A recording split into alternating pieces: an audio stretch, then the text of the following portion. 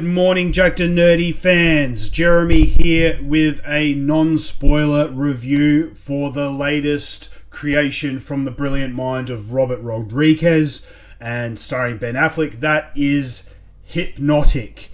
Now, as you may recall from my initial out of the theatre reaction, this film didn't really get a lot of press and a lot of promo. To be honest, I didn't even know this film even existed or was even coming out until about 2 weeks ago, roughly a week and a half to 2 weeks ago, where the trailer just happened to pop up.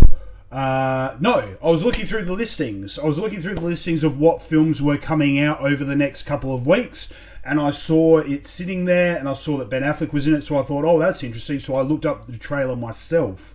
It didn't come up on my Facebook. It didn't come up on my YouTube. I actually went out of my way to look up the trailer for this film because I'd never heard of it, didn't know anything about it.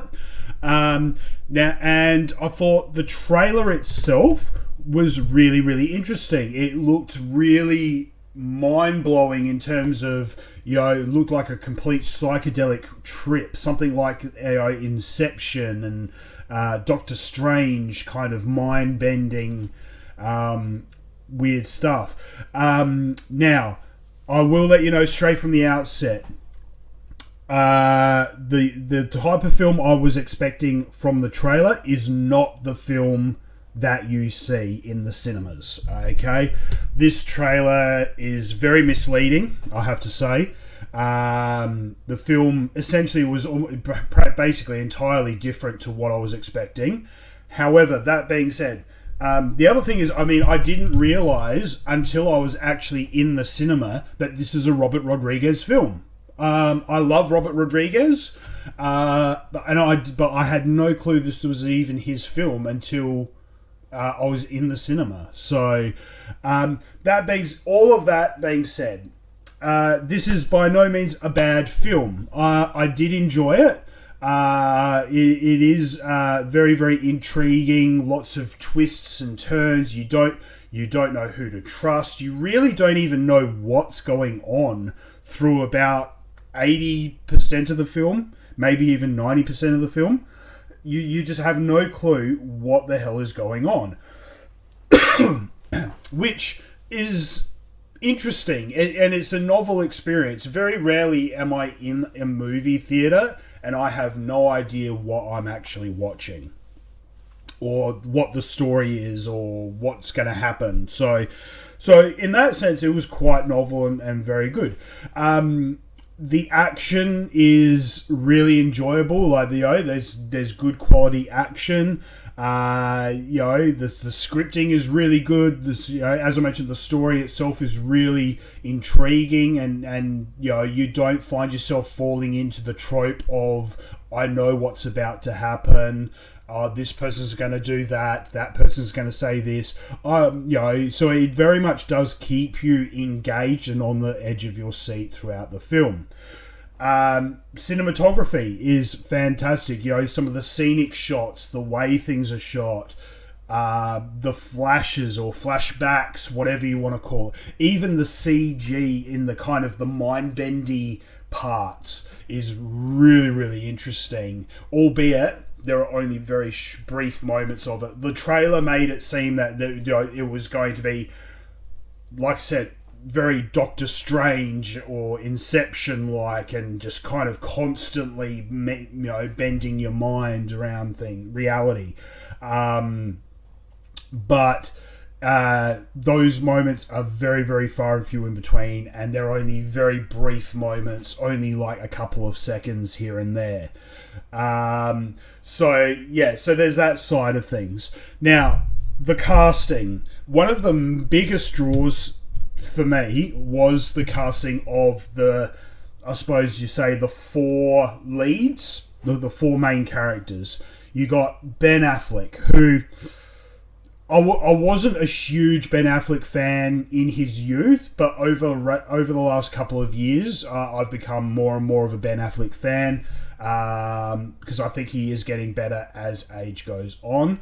Alice Braga, who you may remember from the 2010 film Predators. I loved Predators. It's one of my favourite Predator films. I love all of them, but Predators is one of my favourite. So as soon as I saw she was in this, I was intrigued. DJ Pardo, who you would recognise from the Sons of Anarchy spin-off series Mayans. I think he's a brilliant young actor. With a very big future ahead of him. I absolutely love him. But the biggest draw for me was William Finchner. I think he is one of Hollywood's most underrated actors.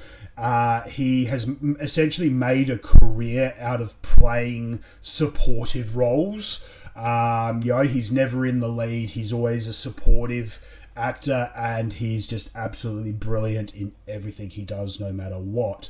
So, the other one I want to do, though, is give a big shout out to Hella Finlay. She plays the little girl in the film. She is cute as a button, and she did an absolutely fantastic job in her role as well. So a big shout out to her. So, all in all, did I enjoy the film? Yes, I enjoyed the film. Is it Robert Rodriguez's best work? Absolutely not. It's absolutely not his best work. Is it Ben Affleck's best work? Absolutely not. It's definitely not Ben Affleck's best work. Did I enjoy the film? Yes, I did. Is it a film that I will see again? Probably. I'll probably watch it again. However, I'm not going to rush back to the cinemas to see it. I will probably wait till it comes out on streaming later in the year or beginning of next year, whenever it does pop up on Netflix or what have you. I'll definitely watch it again. I think Mrs. Jacked and Nerdy will enjoy it. However, it's definitely... I understand why there probably wasn't the biggest amount of press and marketing for this film. It's not going to do huge at the box office. I'd be surprised if it makes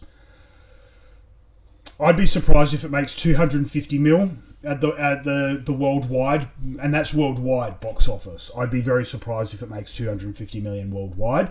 It had a budget of 65 million, which is very interesting. I think a lot of that would have gone into obviously actors' salaries, but also CG.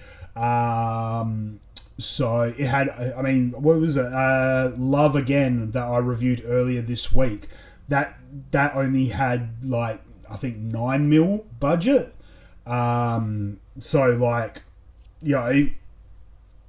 the two up. And I think Love Again will make a lot more money than Hypnotic. I think Love Again will probably make, maybe 300-400 mil worldwide, maybe. I don't know. I'm not an expert in these. But anyway, as I said, I enjoyed it. If you like Robert Rodriguez, if you like Ben Affleck, if you love William Finchner, you will enjoy the film. However, it's not a film that is going to definitely be nominated for any awards come the end of the year. It's a good waste of a couple of hours on the couch, or if you're just looking for a no-brainer bit of an action movie, definitely worth checking out. I would never say don't see it, but I think don't set your standards based off of the trailer. As I said, the marketing was not on point for this film. The trailer is very misleading, but all in all, still do not regret my time in the cinemas. I did enjoy this film. At the moment on IMDb, it's got a score of 5.8 out of 10. And surprisingly low Rotten Tomatoes score of 39%. Look, I'm probably more in line with the IMDb, 5.8. Let's bounce it up to 6, 60%. Not a horrible film by any stretch of the imagination, but definitely not the greatest. Make sure you keep an eye out on the channel, though, guys. We do have lots more movies coming out. This week we've got Fast X coming out, which I will be going to a screening of, so make sure you keep an eye out for that review. We've also got Guy Ritchie's new film that just came out, The Covenant. I will be watching and reviewing that over the next couple of days. We've also got Renfield that's coming out here in Australia this month. I know it's been out in the US for a couple of weeks now, but here in Australia it's only just being released in a fortnight's time, or just under a fortnight's time.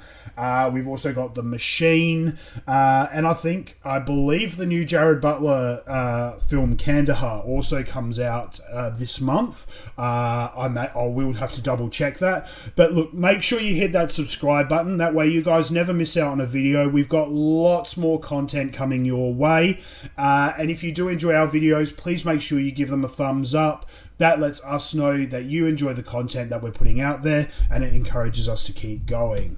So, with that out of the way, guys, until next time, stay jacked and stay nerdy.